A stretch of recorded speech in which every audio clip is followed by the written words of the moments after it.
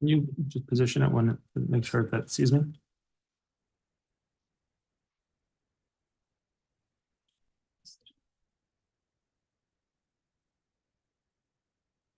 Okay. All right, welcome everybody. We have a doozy, hopefully. Hopefully we have a doozy of a share, if you will. We'll see what happens. Wednesday night, welcome. Wednesday night, Halacha and Chassidus. And this week, we're going to try to combine the Halacha and the Chassidus. I did have feedback that people enjoy when it's the same topic. Can't necessarily always promise to do that. But this week, we're going to try to do that. We're going to try to blend together Halacha. I'll be frank with you. I don't think it's a halacha that's all that relevant to anybody really in terms of practical. We often try to do practical halacha. So I'm just going to give a disclaimer in advance. I don't think we're going to be discussing anything practical tonight in terms of practical halacha. I hope it'll be practical anyway. I hope it'll be inspiring and uplifting and so forth. But it's not a practical halacha per se. It's more of an investigation into an inyan in halacha, an inyan in nigla de Torah, in the revealed parts of Torah, Gemara and Halacha, and then hopefully an investigation even deeper from the vantage point of the nister of Torah, the concealed parts of Torah, also known as Chassidus in Kabbalah. So that's the shir tonight. What comes first, Maariv or Shacharis?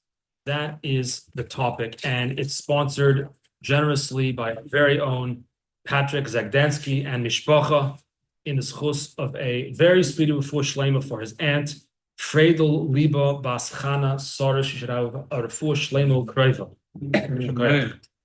Okay, let's start off with at the very beginning. Not Bereshis Bara Elokim, not the beginning of Torah Shebichsav. Let's start off at the very beginning of Torah Sheba'al Peh. And right, we know there's a famous vart. I don't know who said it. Maybe someone here knows. That the Torah, the Chumash, the 5 books, begins with the word Bereshis, which is the letter base. And Torah Sheba'al Peh begins with source number 1, the Mishnah in Brachos, the famous Mishnah. Everybody knows this Mishnah, right? Me'emasai koyin Shema ba'arvis. When do you read the Shema at night? That begins with the letter Mem. So Torah Sheba'al begins with the base. Torah Sheba'al Peh begins with a Mem. That spells Bom. V'dibarta Bom. Should speak about them. Speak about the words of Torah. Which words? Torah Sheba'al Peh, Torah Sheba'al Peh. Speak about the words of Torah. V'dibarta Bom. Okay. They also say that the first word of the Chumash is a base, begins with Bereshis begins with the base, and the last word of Chumash is Yisrael. That's base lamed, or pronounced better, sounds better if you turn it around. Leiv, lamed base, the heart. Okay. Let's take a look at the Mishnah. The Mishnah says, Me'emasai koyin Shema ba'arvis. When, at what time do we read the Shema in Arabs? And of course, Abzul Shavanapoli famously read this, not Me'emas I when, but Me'emas Yudke, Me'emas I, Me'emas in the Emo, with awe, with reverence of Hashem. Me'emas Yudke is why that's why he reads it. Okay. Anyway, that's not the topic for today. So, how does Torah Sheba'al Peh begin? When do we read the Shema? In the morning or the night? In the night. What comes first in the Jewish day? The night. How do you know that? Don't say because someone told me. Huh? Oh, Vayi Erev, Vayi Boker. Vayi Erev, then Vayi Boker. So the Mishnah, source number 1, the first Mishnah, Masechta Berachos, is very accurate. It's very biblical. It's Vayi Erev, Vayi Boker. Night comes first. Therefore, the Mishnah asks, when do we read the Shema at night? Because the night is when the Jewish day begins. Let's fast forward a number of pages of Masechta Berachos, the beginning of chapter 4.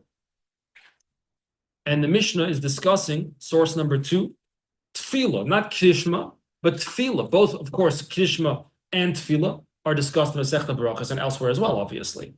So here at the beginning of Perek Aleph, we say, Me'emasai koyin Shema ba'arvis. When do we read Shema at night? Fast forward to chapter 4, Tefillas ha Shachar ad Chatzois. You could daven which tefillah? Shacharis. When do we say that? Most of us, at least, in the morning. Some places they don't say it in the morning; they say it a bit later. Okay, we say Shema in the morning. Is this in keeping with the pasuk in Chumash Vayerev Vayiboker? Seemingly not. Seemingly not. It's starting with Shacharis here. How does the Jewish day start? Yeah, but that's chapter more. This is the talking about Tefillah, though. The Maariv is going to be discussed later. Huh? Look at the continuation. Tefillah Shachar Chatzos. Rabbi Yehuda Imer Dashas Tefillah. HaMincha Ad HaErev. Rabbi Yehuda Imer Ad Plag HaMincha. Tefillah HaErev Ein Lakeva. This is the Mishnah discussing the Zmanim of Tefillah, and it begins with Tefillah Shachar.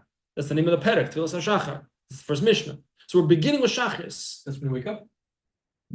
When does the Jewish day begin? The Jewish day may begin at night, but your physical day begins. So when is the first tefillah of the day? Answer the question. Day? Answer the question. Day is morning. Day. You guys are being politically correct. Maybe we put Abraham first because he started Shacharis. Oh, we're going to get to that. We're going to get to that. Baruch shekivantam. We're going to get to that. Hold it. Okay. Now, in addition to this general question of Vaye'er Vayevoker, so we know Era comes first. So the first Mishnah, source number 1, seems to be following Vaye'er comes first. Second Mishnah seems to not be following that. Okay, so you want to say either it's a Avinu, or you want to say it's because that's when I wake up, that's when my day begins, whatever answer you're going to have. But in addition to all of this, that's Vaye'er Vayevoker, in addition to that, the Mishnayos themselves are not consistent. Within the same Masechta, we're switching the priority, or rather the chronology of the statements of the Mishnayos. When do we begin the day? Is it beginning at night or is it beginning in the day? The Mishnayos themselves seem to be unable to make up their mind, and they're switching back and forth. Day begins at night. No, the day begins in the day.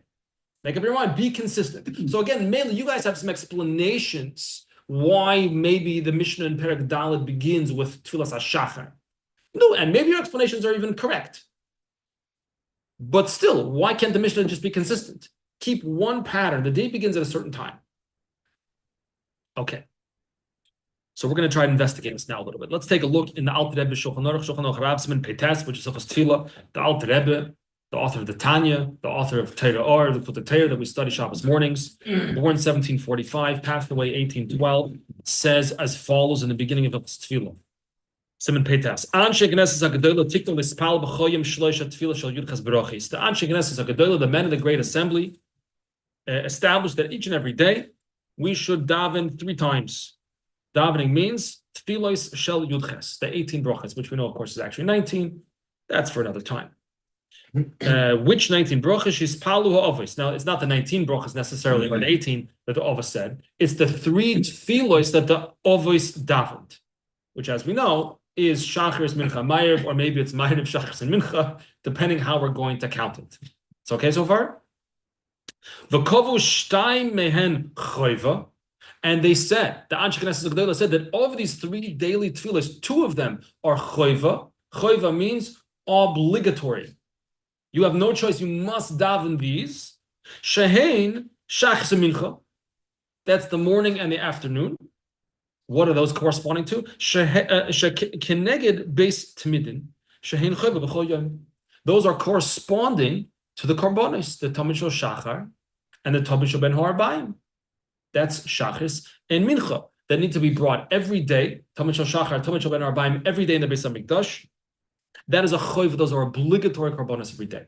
So Shacharis and Mincha correspond to that. So just like the korbanos, the Tamid Shel Shachar and the Tamid Shel Ben Ha'arbaim are a choiva, so too the tefillos that correspond to those, Shacharis and Mincha, are also a choiva, also obligatory. Vishel Arvis, what about Maariv? What about little old Maariv? Tiknu Rishus. What does Rishus mean? Optional, permissible. Huh? It's good to know, right? Don't get carried away. Don't leave the shir now. Yona, you hear?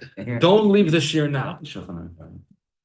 We're actually going to come later, God willing, to an explanation why, even though Maariv is technically Rishus, why did it become a choiva? Why did it become obligatory today? You wouldn't meet a frum Jew today that says, oh, Maariv, I don't daven Maariv. There's no such thing. What do you mean? Maariv is a choiva like anything else. We're going to get to that later, God willing. Why anyway. is he using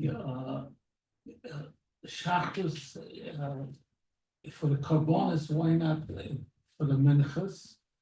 Because it's not corresponding to mincha. It's corresponding to the Tomid Shel Shachar and the Tomid Shel Ben Arbayim. How did the wrong? It's from why you not to the mincha? There were two times the. Because the Tomid Shel Shachar are the regular carbon of both the morning and the afternoon, and so that the Chazal tell us in the Gemara Brachos the two different shittas, two different explanations about what tefillah is corresponding to. There were two minchas too. There was also a chayv to do. Okay, we have to go to the Gemara. I didn't bring the Gemara on the page, so we'll have to leave it for another time. Hold up. I'm just throwing out. Okay. So the third tefillah, which is Maariv, Tiknu Rishus, they said is not obligatory. It's a Rishus. What's the Rishus? Keneged Vorim U'Pedorim. That is corresponding to the limbs and the fats and whatever other parts of the animals from the korbanos that were burned earlier in the day.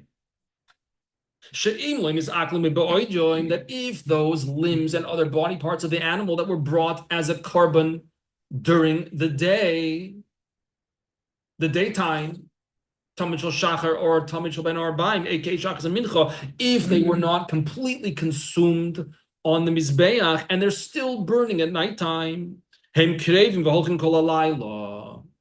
No, it can continue to burn the whole night, even though the day is technically over. It's now a new day, right? Would you, if it was been between Pesach and Omer, you'd count Sfir Omer for a new day.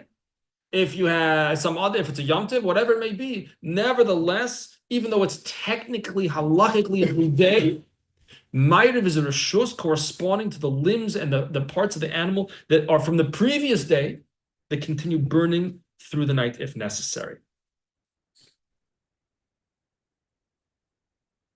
So Maariv, we see, is related to the preceding day, even though it's a new day. How is it related to the preceding day? Because the whole inyan of Maariv is that, hey, you know the carbon you brought 5, 6, 7, 8, 9, 10 hours ago, whatever it may be, it's still burning on the Mizbeach.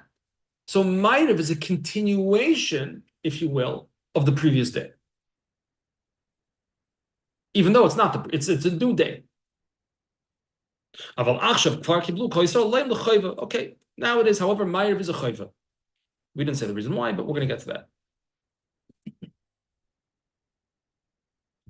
Okay, good. We're okay so far? Fine. Let's take a look in the tzlach. We never had the tzlach. Sources 4 and 5 are newcomers to our shir, which I'm very happy to welcome them. Baruch Hashem to our shir here in Queens. It's always exciting to have a new guest at the shir, especially big tzaddikim like the tzlach. Who is the tzlach? Tzlach is a Rashi Tevis. Tzadik Lamed Ches. I have it right here. The tzlach. See?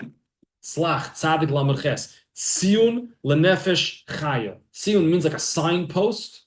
Could also mean a grave, like the marking by a grave. Sometimes called a tziyun, because they would give a tziyun. They would make a marking by a grave so that a kohen should know where it is or shouldn't walk on it. So tziyun lenefesh chaya is a signpost for the nefesh, for the soul of chaya. Chaya was the mother of the author. The author is none other than Yechezkel Landau, most famously known as the Noida B'Yehuda. The Noida B'Yehuda, the great Rav of Prague. We've had, I think, the Noida B'Yehuda in our shir before, Yechezkel ben Yehuda Landau. So he was equal opportunity, because this sefer, which is his Chidushim on Shas, he named after his mother, Tziyun L'Nefesh Chaya. And the Noida B'Yehuda, which is what he's most well known for, his Shilas and Chuvas, Noida B'Yehuda, his father was Yehuda. So it was equal opportunity, Kibbud Av and Kibbud Ein. Fine. He was the Rav in Prague, 1713, passed away 1793. Let's take a look in the Tzlach. Brachos Perek Daled. Shom Tfilas HaShachar. So this is going on source number 2, Tfilas HaShachar Chatzos. So Zog that Tzlach that Tzlach after delivery also shall Oilam Erev Kaidem LaShachar. Question. Even though this Mishnah seems to be going out of order, because in the Pasuk, in the Chumash, it says Vayhi Erev, Vayhi Voiker. So the night comes first. So why does our Mishnah say Tfilas HaShachar first? It says Shacharis first, but really it should say Maariv first. Question. That's the question of the Tzlach. Ulahachi Hischil Reish Mechilti. And in fact, for that very reason, says the Tzlach, that's why source number 1, the first Mishnah in the Masechta, which is the first Mishnah in all of Shas, begins with Shema at nighttime. because that's the way the world was created. Night comes first.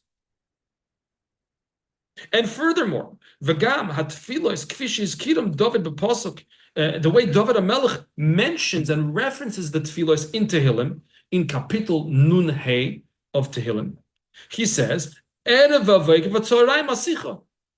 So what comes first? Erev. So David HaMelech knew what he was talking about, obviously. Erev comes first. The pasuk says Erev first, David HaMelech says Erev first, but our Mishnah does not say Erev first, it says Shachar first.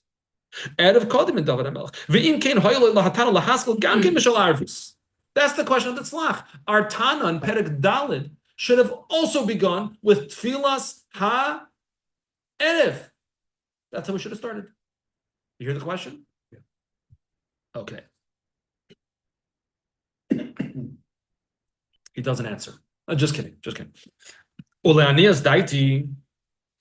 It seems to me, says, Mishum debein l'manda omer ovis tiknum avim harishon. If we're going according to the opinion of the Gemara in Brachos, that says that the tfilos were ovois tiknum, the ovois established the tfilos. So if we go according to that opinion, so who was first? Patrick, you said this before. Avram, who are Rishon. So Avram's first. So we're going like that. And Avram established Shacharis. So we go according to that. That's one answer. That's only according to the opinion that says that the tfilos that we have nowadays were established by the Ovos. What about the other opinion in the Gemara Brachos? And also, if we go according to the other opinion in the Gemara Brachos, no, that it wasn't the Ovos, it was that they're corresponding to the Karbonos. So good, same thing. Hare, the Karbonos, when it comes to Karbonos, it's the opposite. The night follows the day. Like we saw in the Alter Rebbe in source number 3, that Maariv, whatever's left over from the Karbonos, is burning into the night. So the night follows the day by Karbonos. So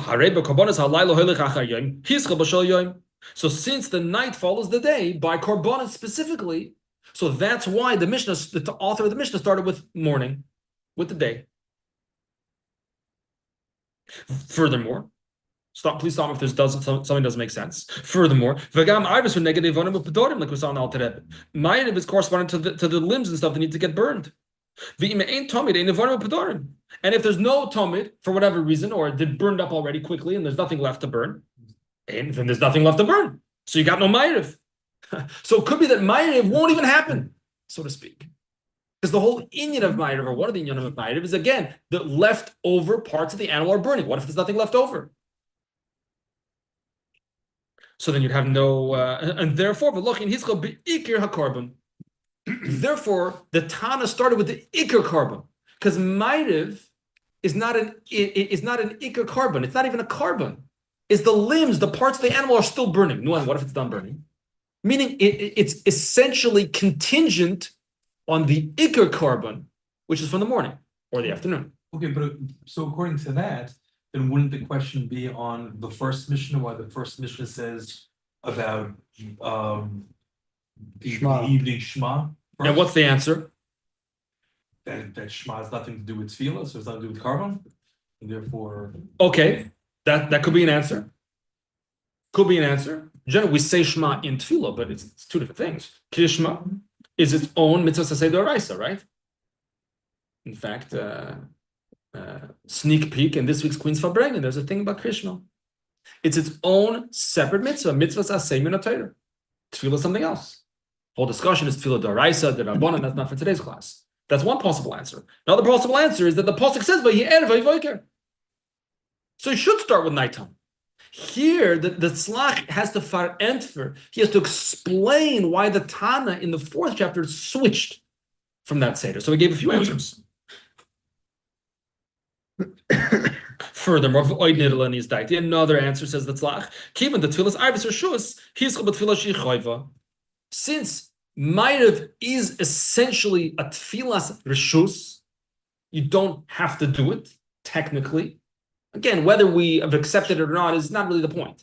It's technically reshus. So the Mishnah didn't want to start with a reshus. Start with something I have to do. Don't start with something that I could do or I might do. Start with what my actual obligations are, which is logical, right? Why should I start teaching a halacha class with things that you may or may not need to do. Makes a lot more sense to start with things that you're actually that are actually obligatory. Furthermore, there's a lot of answers here. He wants to allude to us. The Tana wants to hint to us. Even if you forgot to daven mincha. So what's the halacha? Tashlumin. What's tashlumin mean? There's two Shemay Nesres. 1 second. How could you make tashlumin for mincha if it's a new day? The day's over. No. You could make tashlumin for mincha. Yesh la tashlumin ba'arvis. V'she'en b'zeh mishum over yom yobato karbonik before b'tivra gemara. You might think that since the day is over, the carbon is also over. Like if the day is over, you missed your chance, right? So you might think that if you missed mincha, sorry, missed your chance, no tashlumin. For shach, 1 second. For shacharis, you can make tashlumin. Still the same day. For mincha, you might think, incorrectly, you might think that if you miss mincha, sorry, no tashlumin, the day's over, too bad. So comes the Tana to tell you, no. Maariv follows the day. It's 1 second. It's connected to the day. It's a continuation of the day. And therefore, even if you miss mincha, you could still make tashlumin. What about Moshe Shabbos? Separate. I was thinking we should have a class on tashlumin at some point as well. But Papa, you make tashlumin. By Shacharis also? Is there? Sure. Yeah. Sure. If you open Maariv, even though it's a rishos. Okay. Say it again. If you miss Maariv, yeah. Shacharis is fine. Yeah, you could. Yeah. Even though it's a rishos. Okay. We need another class about Simon Kufches. Tashlumin. Yes. Papa. You like the Rishus thing a lot. When you say Shema twice, it says in both the Shema, right? Just Correct. when you lie down and when you get up. Doesn't Correct. say when you get up, and then when you wouldn't be, it sounds like it's the night is first. Right. The long And the story. Amos like Koinish Ma'barvis. Right. No, That's I the mean, first mission. That's the, that would back up that the start of the day is really, I mean, not that the start of the day, that would be, At nighttime. right. Oh, so you're giving another support the day starts at night. Okay, good. Yeah, Taka. But here we say that Tefillah is really Yuchet Brachot. It doesn't talk about Shema. Correct. Those are the two separate things. We're asking what's going on in these two Mishnayos. You don't say Shema during Mincha either. Correct. That's right. Because they're two separate things. Nevertheless, there's only 1 day per day.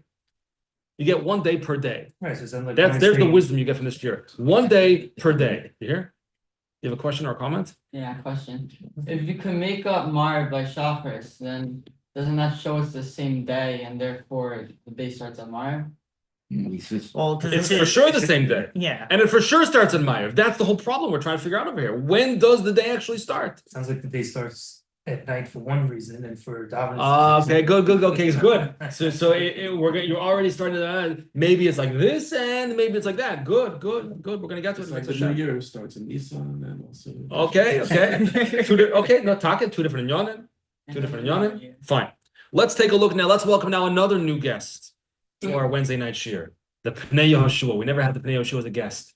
We should for when a big choshev rav, you're supposed to stand up and right. The Pnei Yehoshua is Yaakov Yehoshua Falk. I was sitting in 770 this morning, learning, and I took a look to the left at the bookshelf, and right there on the shelf was the Pnei Yehoshua. So I took it off the shelf and opened it up and took a look. And this is what he says. Oh, he was born in 1680, and he passed away 1756. He was born in Krakow, and he eventually replaced. Or I guess it replaced, but was the successor to the Chacham Tzvi who was the Rav in Lemberg, aka Lvov or Lviv, depending how these days you pronounce it, Lvov, I believe, in Ukraine, and eventually made his way to Germany, where he passed away, and he's buried in Frankfurt. He passed away 1717, and he wrote the Pnei Yehoshua, which is Chidushim, is considered one of the great Achronim, Chidushim on Shas. So it had a nice, the old-fashioned blue rebound cover, like the nice, you can't get covers, you can, a few places you can get books rebound like that, but it's very expensive nowadays. It's the old school book bindings. You know, the original binding had obviously fallen apart. It's a nice blue binding. It says on the bottom, Shivas Temche Tamimim 770, it says on the bottom, Pnei Yehoshua, very nice. Anyway, the old printout. So I got the new print here on our pages from the Eitzar Chachma, easier to read. Let's take a look. The Mishnah Tilas HaShachar Chatzos. So here's the Pnei Yehoshua. Afal gav. This is going to sound similar. This is going to sound familiar, I think, to us. Afal gav. Dili inyan krishma. When it comes to krishma, in source number 1, the first mission in Brachos, Pasach b'da'arvis b'reisha, it opens with Maariv, right? Me'emes ha'keres shema ba'arvis, starts with Maariv. Hainu mishum dichsiv, because it says, can you look ahead? Because it says, the b'shach b'chov kumecha, k'di isa b'reish mechiltin, like it says. So that's taka why it starts with Maariv, which makes perfect sense. The Pasuk says. Why would I deviate from what the Pasuk says?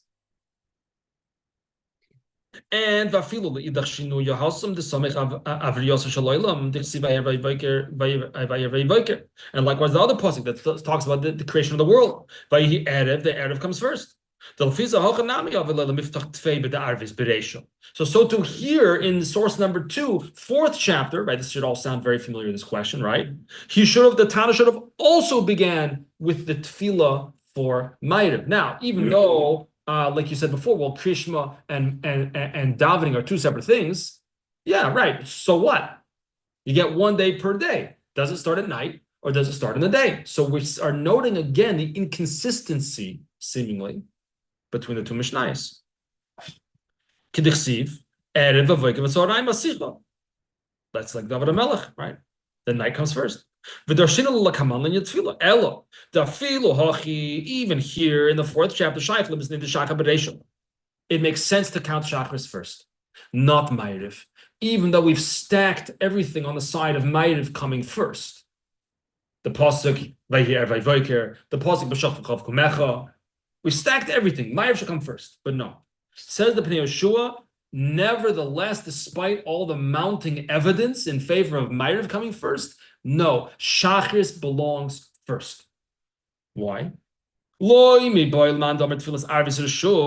of all, we can go according to the opinion that says Maariv is a reshus. It's not even obligatory. Then for sure. Well, why should I put something that's not obligatory first? Makes sense, right? Yeah? Everybody with me? Questions? We're okay? That's what the thought said. Oh, good. Yeah, good. Even according to the opinion that says Maariv is actually an obligation. We should still say Shacharis is first. Why? Let's parse it a little bit further. We're going now to the Gemara and Brachos that we mentioned before. According to the opinion of Brachos, that says that the tefillah is corresponding to the Avos. Avram established Shacharis, Yitzchak established Mincha, and Yaakov established Maariv. So according to this opinion, Nokat Kaseder Tiknu Avos. Very simple, like we saw before also. It's just going according to the order in which they were established. Which tefillah came first? Shacharis. Doesn't come first in the day. The first tefillah in the day is Maariv. But in terms of which one, quote unquote, came first, well, that's Shacharis, established by Avram Avinu. And likewise, and likewise, the other opinion in the Gemara that says it was Keneged Tamidin, which is the Talmud Shel Shachar and the Talmud Shel Ben Arba'im. The Hosam Ksiv Esakevas Oachad Tasev Ba'Boiker Esakevas Hashin Tasev Ben Arba'im. So again, the pasuk. Now we have another pasuk. Esakevas Achad Tasev Ba'Boiker. That's the Talmud Shel Shachar. Esakevas Achad Tasev Ben Arba'im. Another sheep in the afternoon. That's Talmud Shel Ben Arba'im. But Kal Lohavin, it makes sense. Good. The other thing I want to get a problem unestablished Maariv. Oh, good, right? So I think I'm thinking of like the learning we're doing right now is covered by the rough, as we said this morning, even though we're technically in the next day. Okay, very nice. Say that when the Alter Rebbe was in prison, which is coming up, the celebration of his release on Yud Tes Kislev, they came in once, the guards, to check on him or something, and I think he asked, I remember exactly, he asked them the time, and they wouldn't say what the time was, so he told them what the time was. And I think someone, how do you know? I think I'm messing up the story a little bit. Well, the Nakuda will be correct. I think I messed up the story a little bit. My apologies. I should be embarrassed to be a Lubavitcher. I don't remember the detail of the story of the Alter Rebbe. But he said that every hour of the day, there's 24 hours of the day. And every hour of the day is a different siruf, a different combination of the Shem Yudke Vavke and the Shem Adonai. And the way that they combine and gel together, so to speak, which most of us are probably not aware of what that means or how to figure that out, the Alter Rebbe was able to see that. So he knew, based on whatever siruf of the name of Hashem was dominant, was shining at that time, he knew what the time was on the clock as well. What does it have to do with anything? Not much. Similar with the what he said with the brachot is so Yeah. similar. If you fell asleep after, like tonight, you took a good sleep and you woke up later and you want to, then you have to. This is a whole. That's for the next day. It's. This is a Shavuos discussion for Shavuos, and people make it very complicated, and it is complicated, and I don't know. I didn't prepare sure on that. Maybe one day, maybe not. Yeah. Also, like mathematically, the chatzos we have now wouldn't be this time if it started by Maariv. The chatzos hayom is based on starting by alos or whatever it is, which is relative to Shacharis, not Maariv. Like, Well, no, because the day's still going to be 24 hours, and just the length of the hours is going to depend. On, yeah, but don't we start counting like we start counting the tefillos from not from seis, but from like alos. debatable. Okay. Debatable. You could look in Siman Nun Ches and Shulchan Aruch, where there's the whole discussion about the Zmanim and the Magen Avram, the big Magen Avram over there about the Zmanim. When do you start? But okay, it's a whole shir in and of itself as well. Okay, turn the page, and we now discover the connection to this week's parsha. Source number 6. Look at those big, beautiful letters. Source number 6. Vayifga b'mokim. Encountered the place. Who's that talking about? Yaakov Avinu. He encountered the place. Where is that? Is it Maria? Yeah. Yeah. The Harabais, Har Maria. Vayifga b'mokim vayolen sham kiva Hashem. If you lay down to sleep, that's the whole famous story. Takes the rocks. There's 12 of them. They put them around his head. They all join together. Form as one, right? Rashi brings that. So Rashi over here on this pasuk, Rashi was born in 1040 and died in 1105, by the way, just in case for those who are keeping track. V'lomadnu, Rashi says, quoting the Gemara in Brachos.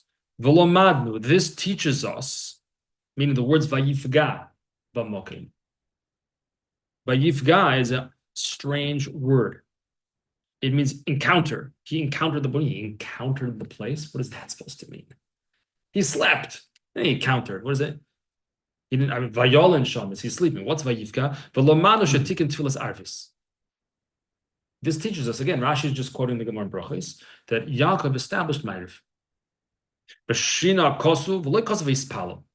So then, if it means tefillah, why doesn't it say v'yispalo b'mokim?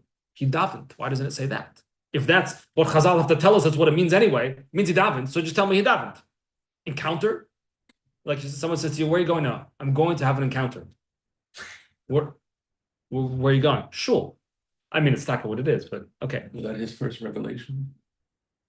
First, yeah.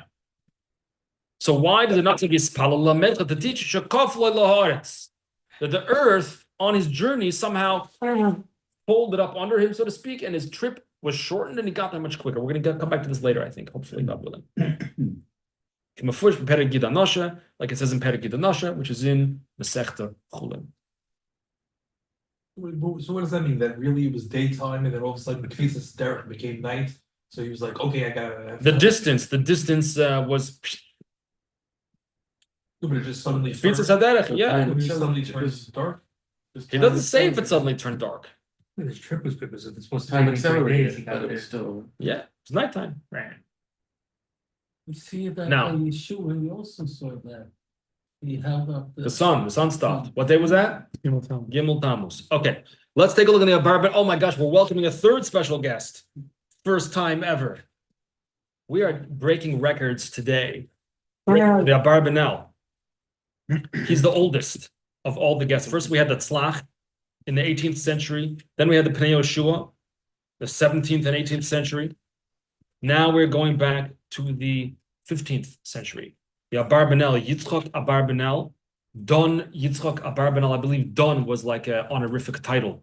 Born in 1437 in Portugal, passed away in Venice in 1508. So mostly just in the 15th century.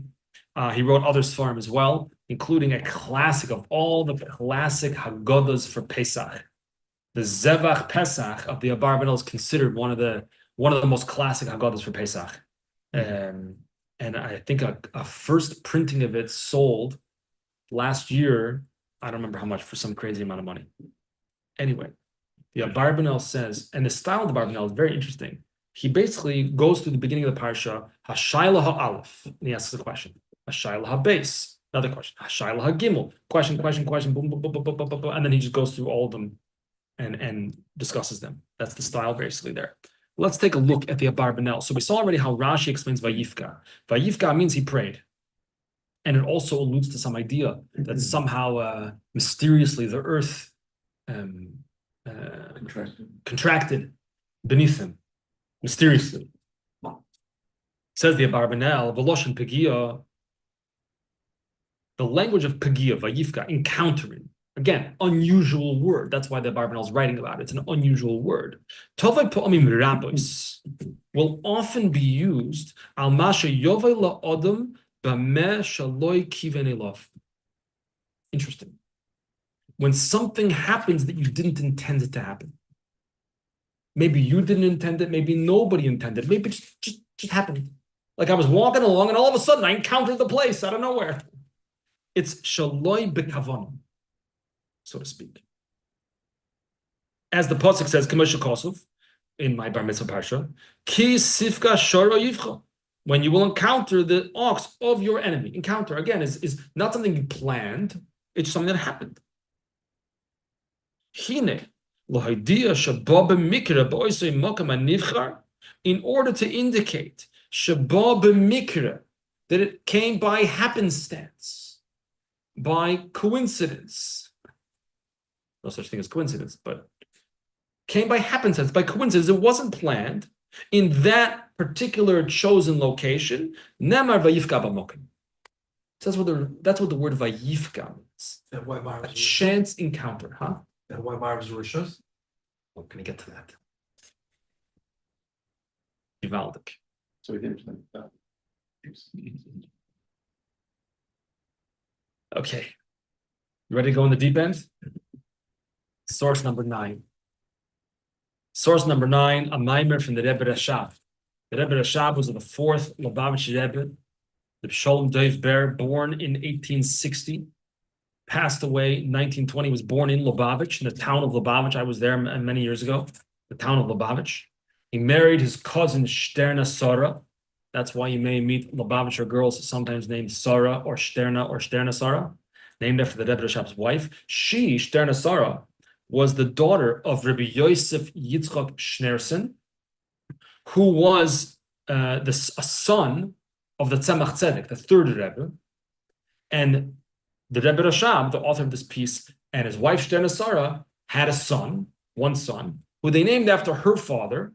They named him Yosef Yitzchak after her father, and he later became the successor to his father.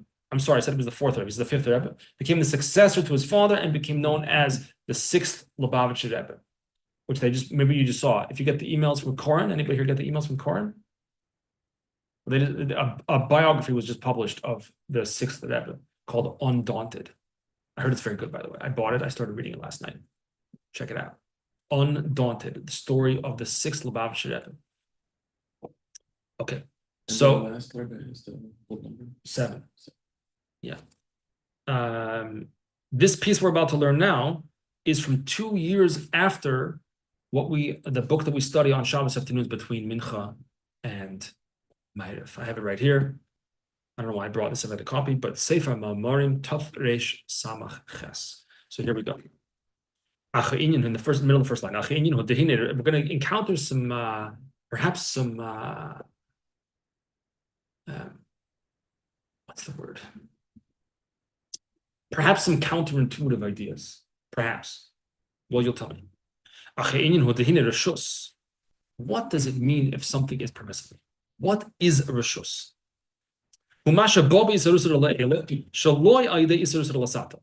Isarusa de la'ela is a Kabbalistic term, meaning literally an arousal or an awakening from above. Something just happens out of nowhere. You wake up one morning, you're inspired. Or you go to the Kaisel of Maariv, you go to the Western Wall, someone goes there, and all of a sudden they put on tefillin, they feel connected to God. They never did anything religious in their life, and they're burst out into tears, crying from they don't even know what. Isarusa de la'ela. Sometimes a person, has what's called the hisoidus tshuva. Is motivated to do tshuva. You don't know what, where did it come from? What? I don't know. Came out of nowhere. That's an isarusa de la'ela. That comes shaloi al yidei isarusa de lasata, not as a result of isarusa de lasata. Isarusa de lasata means an arousal from below, aka my personal human initiative. Normally, how do I earn something? Normally, I work for it. But sometimes things appear like a gift out of nowhere. I did nothing to deserve it. I did nothing to work for it. It just appeared on my doorstep.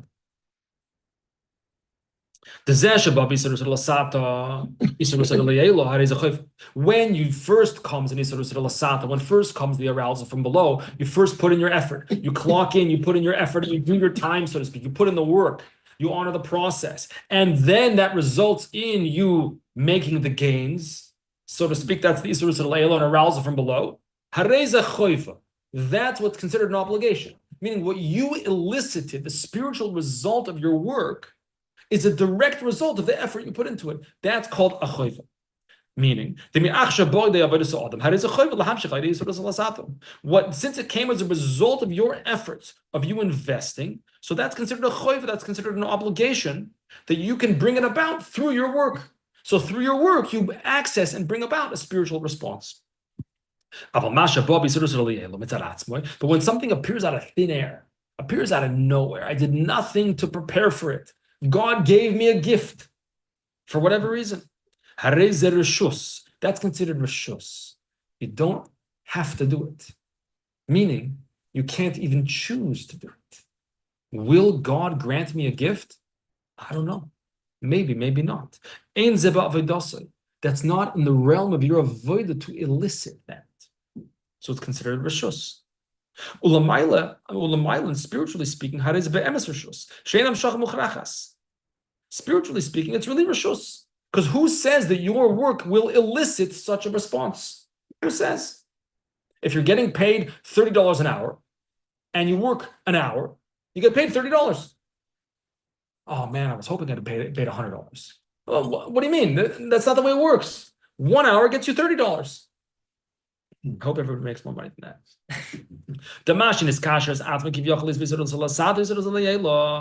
When the person connects themselves and invests and puts in the money, the time, the effort, the hard work into spiritual growth, or for that matter, into anything, then that elicits a response. Right? If you exercise every day, you're going to see results. If you go on a diet, you'll see results. If you learn Torah, you'll see results. What kind of results will you see?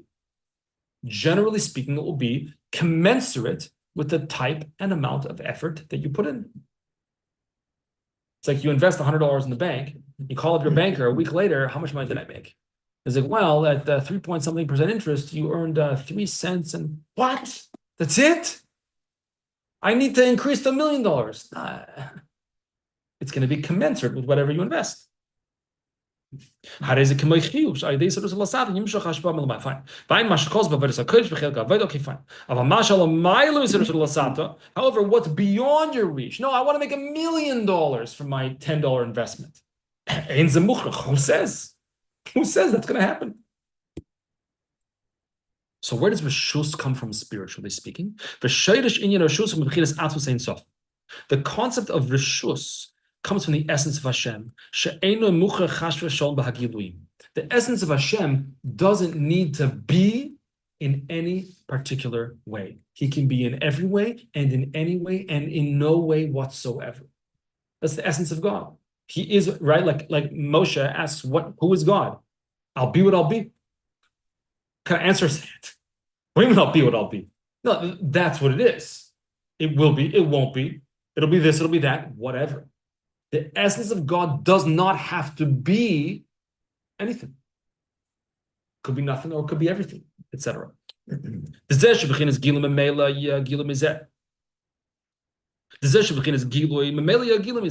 when something is revealed, not on the essential level, when something is revealed, then it's tangible, so to speak, it's revealed. But when we're talking about the essence, the core of Hashem, it doesn't have to be in any particular way, as we mentioned before. Okay, let's skip a little bit. Skip to the next line. 2 lines at the end of the line. Like Maariv. So the way that Rebbe Rashab is attributing that, he's going to explain this more. Maariv is the highest level of all the tefillos because it doesn't have to be. Because it taps into a level of spirituality that is connected to the essence of God, the pure, unadulterated essence of Hashem, that doesn't have to be like ABC, could be whatever it is. It's not, it's like the gift, it's like the $1 million windfall that you were hoping for, but that no effort you would ever put in could ever elicit $1 million. So according to this, Rishus is not really your option, it's Hashem giving you permission to access it. Correct. And at the end, he's going to come in and say, "What? Then why is it an obligation today?" I'm going to get to that. But yes, exactly what you just said, 100%. For Isa Tam Bezoyer Parshas Vayetze, our parsha, mipnei she'ein beyacholos ha'adam lahamsheh b'china zu ki ma'idei ha'yechudim de Shacharis u'mincha na'isem emela yechudi lo de arvis. Here's one level. How do you reach Maariv? You can't. You cannot reach Maariv on your own. All you can do is daven Shacharis and mincha first. All you can do is put the carbon on the mizbech and let it burn through the night. You can't do it on your own. It's going to happen automatically. The tefillas Arvis Yaakov Tikin. Yaakov established Maariv. But Yaakov Meshamish B'morim. Yaakov is serving Hashem on high. Okay, a little bit Kabbalah. We're going to run through it quickly. The Hainu B'chinas Primus HaKeser, the Tiferes Oila HaKeser. Yaakov Avinu is actually the midah of Tiferes. But Tiferes, it says in Kabbalah, reaches up to the sphere of Keser, which is the highest of the spheres. V'chinas Primus HaKeser. Okay. Lochin Eina Yidei Avoda B'Yisarus L'Lasatikim B'derech Memela. Therefore, you cannot access that. It's only whatever you do, and then whatever happens next. It's not up to me. However, when we say it's reshus, don't think that means that you do nothing and just say, like the guy who says, "Why didn't I win the lottery?" You didn't buy a ticket. No, you got to buy the tickets. You got to be in it to win it. If you're not in it, you like that, Ryan? That was good. If you're not in it, you will not win it. But your ticket cost $1 and $2. See, shows you I've never bought a raffle ticket before. Someone once asked the Rebbe, should they buy a raffle ticket, a lottery ticket? And I believe the Rebbe said yes, but only one. Because if Hashem wants you to win, you only need one. Someone said to me that you can buy one, but you can't pick your numbers. You have to get the random generated. I don't know. Okay. Anyway, don't mistakenly think that there's no avoid for Maariv. Don't think that. But you still have to do avoid. There still has to be something. And in fact, not only do you have to do something to access the spiritual level of Maariv, the spiritual level of Rishus, which corresponds to the essence of Hashem, because it, quote unquote, doesn't have to be. In fact, on the opposite, it's actually a very lofty level. That is the concept of bittul, of setting oneself aside, of becoming a nothing. It's like the chosim shekeh that tefillin shel rosh have a shin on them, right? How do you make that? You have to push in like a signet ring, right? It sinks in to make the impression of the letters. Meaning that to make the shin in the tefillin, what is it? It's just an impression. There's nothing actually there. You just push into it, it sinks into it. That's all it is. It doesn't even exist. There's no actual substance there. So that's the idea of setting oneself aside. That's the avodah. That's a very difficult avodah. How hard is it to put ourselves aside? To stop thinking about ourselves for a minute? That's one of the most difficult things to do. And likewise, a kamoichin mashat tefillas arvis u'shus. How does a gamken avodah of a bittul naila yoser? So to Maariv. Maariv is the most lofty of all the tefillas because it represents that level of reshus. It represents the level of I don't have to. Oh, you don't have to? That's the highest level. And similarly, we're running a little bit late, but this is a Gishmak part over here. By Kriyas Yamsuf, Moshe says, you guys, be quiet. Don't say anything. Don't make too much noise. At least the Kriyas Yamsuf, Atik, because Kriyas Yamsuf is from the level of Atik, which is in Keser. We're not going to get into the Kabbalah today, we don't have time for it. But Tika Tali Milsa, it's all in the level of Atik, which is in Keser. Fine, I'm going quickly because we want to cover this piece to get to the point. Ad Yavor is Lamayla Shem Havaya. Ad Yavor Amcha Havaya, going Yavor, past Shem Havaya. And therefore, on that level, what do you do? What do you say? Nothing. You remain silent. But when Moshe said to them, be quiet, he wasn't saying, close your mouth. It's not what he was saying. It's not a pasha to think to be quiet. To be quiet is a very elevated level.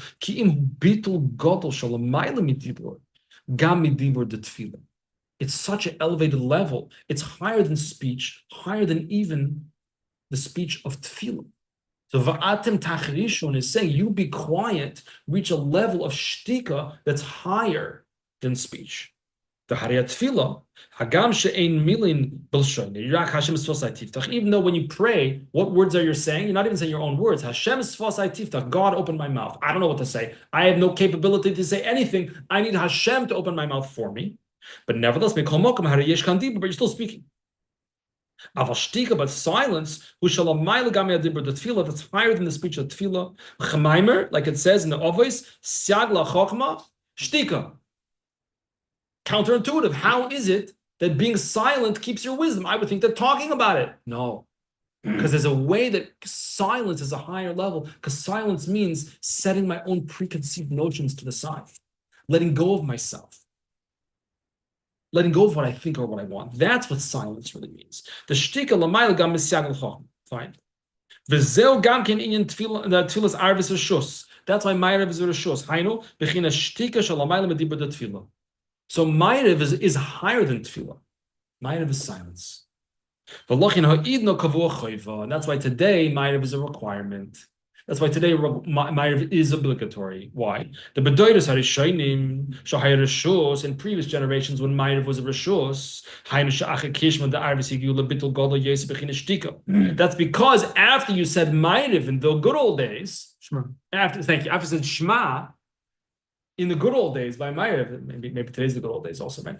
After you said Shema, you said it, when you said it, you lived it. You experienced Kiyashma. So you were on such a high level that you didn't need to daven Maariv because you'd already reached that level. But nowadays, or alternatively, okay.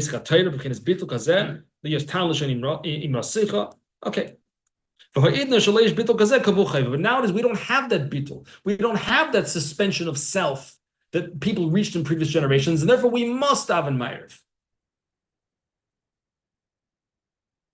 That was the deep end, a little bit. Let's wrap it up with a piece from the Rebbe on this. Page 4. Okay, did any of that make sense what we just said? Just nod your head and just say, yeah, it makes sense. Yeah, like you know, yeah. Smile and nod. Is Maariv Reshus or Chayva? Nowadays, it's Not to because we're not on the level. Okay, good. So it's a Reshus, and it's also Chayva. Okay. So that's right. 50%. Yeah. Now we can explain the two sides of the coin. I think like Yaakov was hinting to earlier. The two sides of the coin for Maariv. In Chassidus is Mavur, the Chassidus is now referring to source number 9 that we just read in the Rebbe Rashab as well as other places. In Chassidus is Mavur explains in Chassidus Loitin Zoyar, based on the Zoyar that he quoted there from Vayetze. As dos was tefillas arvis is reshus. This that Maariv is technically reshus. The hainu Namely, that's something that is beyond your capacity to elicit through your effort, through your work. Again, that's like purchasing the $2 lottery ticket, and then you win whatever it is. My $2 is nothing, right? So this that Maariv is a reshus, which means it's something much higher, much loftier than I can earn, so to speak, based on my own efforts. Is because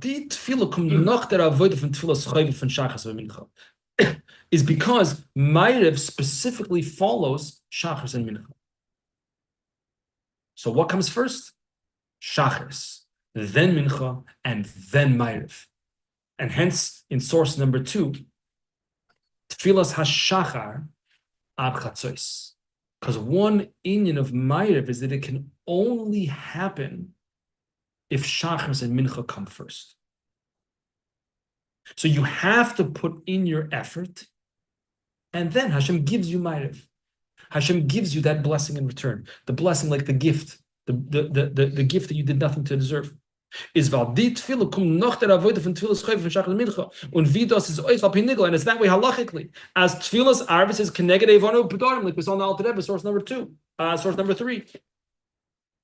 That Maariv corresponds to the leftover parts of the carbon from the previous day. So we see even in halacha this idea that Maariv by necessity follows the previous day. From the carbonis of Meshachayim, from the carbonis of the previous day. If they didn't burn during the day, they'll continue burning at night. That means as noch der avodas ha'adam in the tzvei tefillah shekeneged tamidim tiknun, after the person has put in their effort and done their avodah of Shacharis and Mincha, then kommt als siyum vegemar ve'ashwama, then the pièce de résistance, the cherry on top to wrap up and bring the avodah to a completion, comes the Amshach and Tfilas Arvis. Then comes Maariv.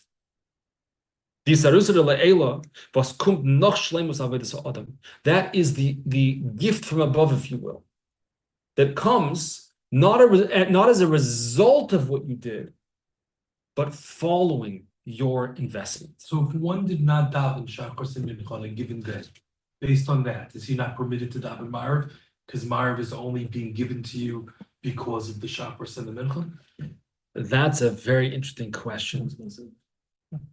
You want to say something? Yes. So according to halacha, the answer is that you have to daven Maariv anyway. It's more, what you're asking is more a question according to Chassidus. That's a good question. I don't know if to think about that. It's an interesting question. Well, it's more of a question when Maariv was a reshus. Right. Now that's a chova, Now it's a chova. so now you can't play that. Anyway. You have to. Oh, But when it's Maariv, reshus, then. okay. What do you think? It's a, one second. That's okay. That's okay answer? Okay, yeah. No, it still doesn't answer the question. I mean, the reshus thing, but now we have to understand. Because you're saying now it's not Rishus. Now today it's. It's Yeah. Right, but what about when it wasn't Rashut? Okay. You know, That's a good question. still a Yeah. question. Yeah. Okay, good. What you want to say, something, Patrick? I just want to say, since now it's a chova, so we don't attain the same level when we say Maariv as we did when it was a reshus. It's not the same gift. That's also a good question. So you're saying it's not the same level because now it's a chayva, nebach, it's a chayva. Well, you could By the probably- way, in another source this source where in a source in the Alter Rebbe, it discusses a similar inyan that we had in source number 9 in the long piece of the Rebbe Rashab. So mine from the Alter Rebbe, he says over there it's much shorter. That's why I chose the Rebbe Rashab's piece because he fleshes it out a little bit more. The Alter Rebbe says this is the same inyan as a kofus in Simchas Torah, that it's not mentioned anywhere. Where does that go? It says Shas, there's no such thing. So it's the same inyan. It's a reshus direshus. It's the highest level. The highest level is the thing that you don't have to do. By the way, it's also, I think, to a certain extent, can be understood in many ways, right? Mainly, if you buy your wife, for those who are married, a birthday gift on her birthday, an anniversary gift on your anniversary, I hope you did. I hope you did flowers, dinner, something, right?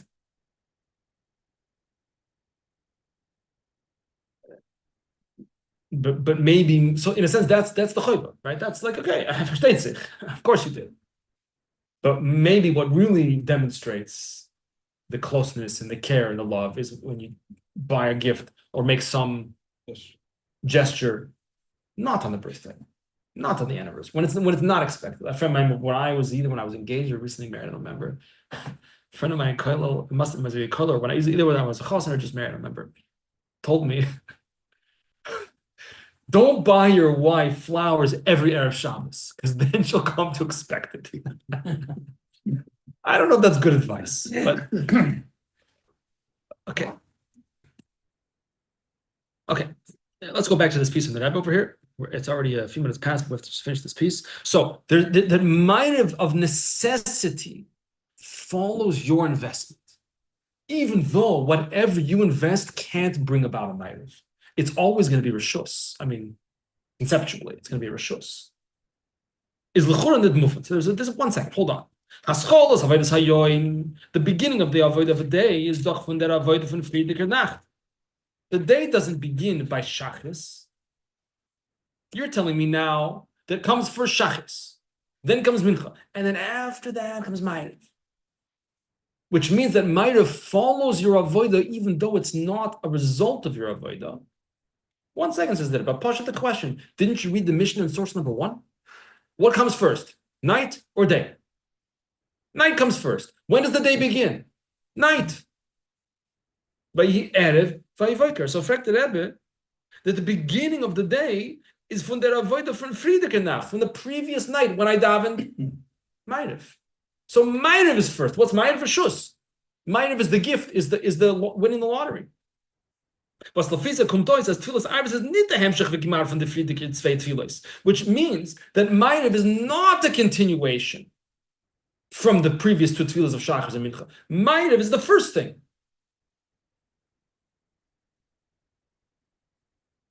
Nor the erste tefillah from the Meis Leis. Maariv is the first tefillah in 24-hour period. Maariv, Shacharis, Mincha, not Shacharis, Mincha, Maariv. Und wie der Gemara bringt den Posuk, Erev Avodah V'Tzoraim. The Gemara says, Erev comes first. Like Abed Mechiluk and Zmanei Tefillah. Was in Posuk Hoib sich doch an mit Erev. The Posuk starts with Erev. We hear the question? So we just said that it begins first Shacharis, then Mincha, and after that the Korbanos, it keeps burning and goes into the night, which means that spiritually speaking, to access Maariv, to access the most lofty level of the spiritual level of Maariv, the level of Rishus, which is tapped into, which is keyed into the essence of Hashem, which doesn't have to be one way or the other, it just is. Hashem just is. By necessity, that he doesn't have to be expressed in a particular way. So we said that comes as a continuation. That's the siyum of Shacharis and Mincha. Now that it says 1 second, no, it's not. The day starts with Maariv. Maariv is first. So let's explain as follows. In Tfilas Arv Zayin do Beiden Yon, there's actually 2 sides to the coin in Maariv. Number 1, the madrego from Tfilas Arv is bas cholas hayoim. Number 1. The way Maariv starts the day. Vayhi Erev, Vayhi Vaiker. Maariv starts the day. Physical day. Yeah, and the spiritual day too. 1 second. Is the Madrego from Isarusa de La'ela Shalifne Isarusa de Lasata Anal. That's the level of the Isarusa de La'ela, the arousal from below, which precedes everything. Or to say it in plain English, you can't do anything if God doesn't let you wake up today. You can't do anything without a bracha from Hashem. You can't breathe without a bracha from Hashem. Every single thing that happens, even when you think it's your own avodah, it was all from above. It all started with an isarusa de la'ela. It started with something coming above from Hashem. That's Maariv. That's starting the day with Maariv. Was die isarusa de la'ela is von a madrega, was is hecher von avodah sa'adam. That isarusa de la'ela, that awakening from above, is completely beyond your avodah. And it comes to you only because God is chafetz chesed, because He wants to give it to you. A gift out of nowhere. That's the first level of Maariv. That's when we look at Maariv beginning from the previous night. Then the second level, und sie kommt betchilas hayom. Then, however, I'm sorry. Und sie kommt mit Chilas Hayom als eine Sinnes Koyach auf der Avodah von dem Yom Shel Achrise. And you start the day, the 24-hour period, with Maariv. Maariv is Hashem giving you an Isarusa de La'ela, an awakening from above, an arousal from above. Nothing to do with you, nothing to do with your effort. It's all what's called an Sinas Koyach. It's all to give you the ability to serve Hashem through the day. Now go daven Shacharis and Mincha. Without that Koyach, you can't do anything. Without Hashem waking you up, so to speak, like the guy at the Kaisel bursts into tears at the Kaisel, puts on tefillin, that's all from Hashem.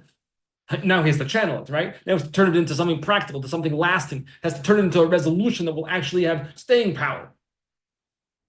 That's all from Hashem. And really everything we do is like that. Every single move we make is in a Isarusa de Le'ela, complete gift out of nowhere. That's starting the day with Maariv, and that gives you the koyach to continue. Then there's the second level of Maariv, the second side of the coin. Then there's a second level of Maariv, second spiritual level of Maariv. The way it follows all my avodah through the course of the day is that's another awakening from above that comes after and is the completion of all the effort I put in during the day. Yet it's still beyond my effort. So it's a cycle. So when does the day begin? Complicated question.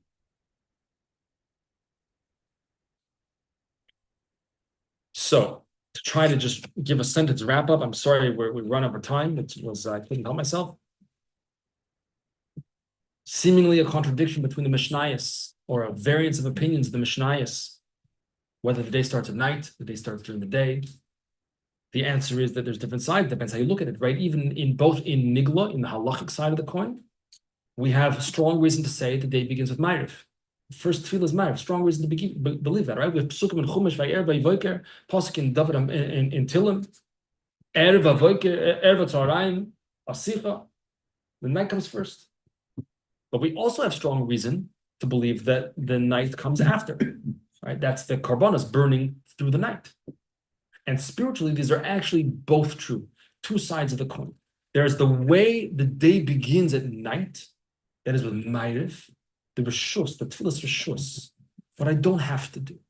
What's beyond, when I don't have to do it, it means it's beyond. So there's the way the day begins with Maariv, the way the day begins with the Rishus. That's Hashem beginning with a gift. Here's a matana, here's an inspiration, here's a koyach that's going to carry you through the day. Now, go tackle the day, Shacharis and Mincha, and then it's going to burn into the night. And it's going to be a continual cycle. Questions? Yeah. So it's like a finish line that you start and finish at the same spot. Sir? It's a finish line, but then the line turns into a circle. So it's And usually a line has a beginning and an end. Here, it's a continual process. Maariv has both parts. Maariv has both. It's like more like you think Maariv like in the middle, as opposed to like you think during the day. Like that's right. The Maariv has it. Exactly. But that's also like conceptually, that's like, let's say with Simchas Torah, right? We end the Torah, but in the same lane we do gracious, because everything it's constant. The end and the beginning are the same. Right. So we can ask ourselves, on the one hand, Le'enei Kol Yisrael, concluding the lane with Le'enei Kol Yisrael, isn't just the conclusion, it's what gives us koyach to go back to go to gracious. And then go through everything. That's like the Maariv at nighttime, gives us the koyach to go through it, gives us the ability, it's the spiritual boost, so to speak. But yeah, so we have the two sides of the coin by Maariv, and Mincha we didn't talk about, really. Maybe we'll talk about, well, we spoke about it in Vayetze Yitzchak Lasuch Basode. We had a share about that a little bit. But I hope it was made a little bit of sense. Within this discussion, it's interesting that Shulchan Aruch begins with the halachas of waking up in the morning, not with going to bed. Yeah. It seems practical, like probably for the reason I think Shalom said before. I think you said it before. That's, or maybe Jonah said it. That's when you wake up. Wake up, yeah. Okay. That's practically when the day starts, but when it comes to davening, practically it doesn't, because everything, Rosh Chodesh, everything, Shabbos, everything is the Maariv is the first davening, so that's why Maariv is the first Good davening, kasha with the davening. but Well, it is. we and saw it it. It is and it isn't. We saw the tzlach, we saw the Pnei Yeshua. There's different sides, different ways to look at it, both in Nigla and both in Chassidus as well. Different ways, and they're different in Yonim, and they contribute different sides to the coin, so to speak. And again, the whole idea is the reshus is something beyond what I'm able to actually achieve on my own. It's like okay, I'm not gonna. It's already. I think it's time to wrap up for today. So Yeshua, everybody for coming. To be continued, God willing. If you think of it scientifically, it's like Hashem starts pushing us in space, and then we never. Oh yeah, I also wanted to remind that the shir was sponsored in the schools for Shlema for Fredo Liba Baschana Sora. And if people want to daven Maariv, hint, wink, wink. Well, if you want to, you don't have to. We could do that. No,